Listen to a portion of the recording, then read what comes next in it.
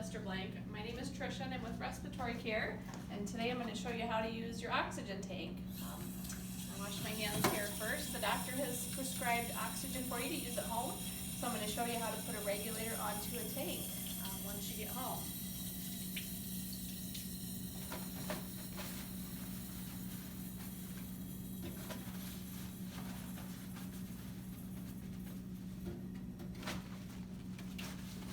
Okay, so we have two tanks that are sitting here. This tank does not have the regulator on it. This tank does have the regulator. So with this one, I'm just showing you this one to show you there's always a seal that we're gonna pull off here. But first I'm gonna let you know that this is an oxygen tank, and we know that because of the green sticker. All of the cylinders of gas have a color code that they go by.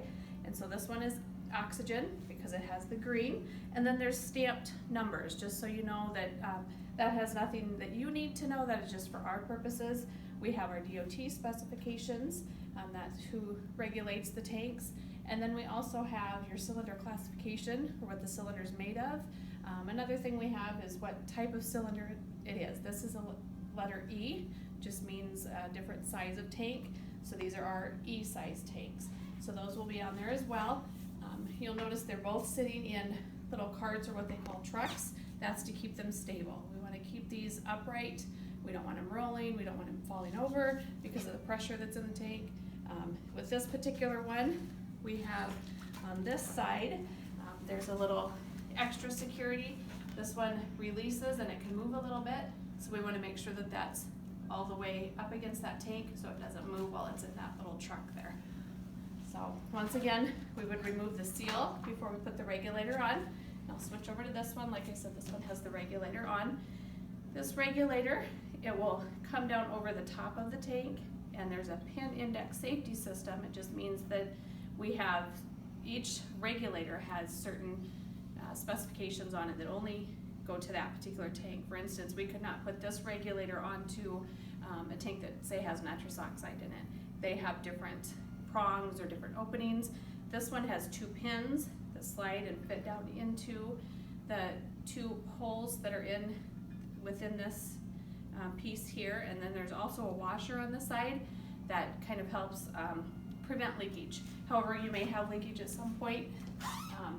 Once we get this regulator on, say for instance you have your tubing connected and you turn on your tank, if you hear air, you should not hear air if there's a tubing connected. If you hear air, take it back off, readjust it. So once we open or take this seal off, the first thing we do is we're gonna do what we call crack open the seal. We wanna make sure all the pressure's out, any debris or anything is out of that pressure tubing there.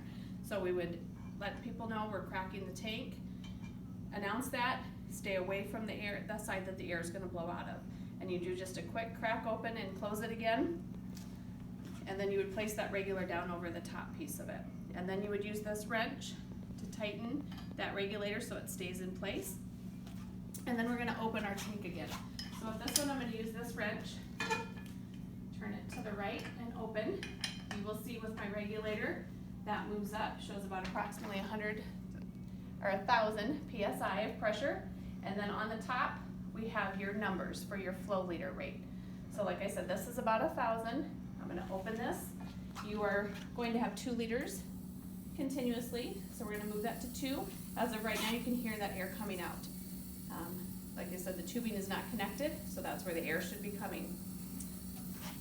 I'm gonna go ahead and turn this off here. We're gonna bring it back the opposite way.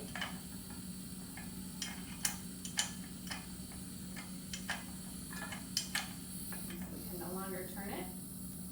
And then I'm gonna, what we call bleed out this pressure in here, which that already did.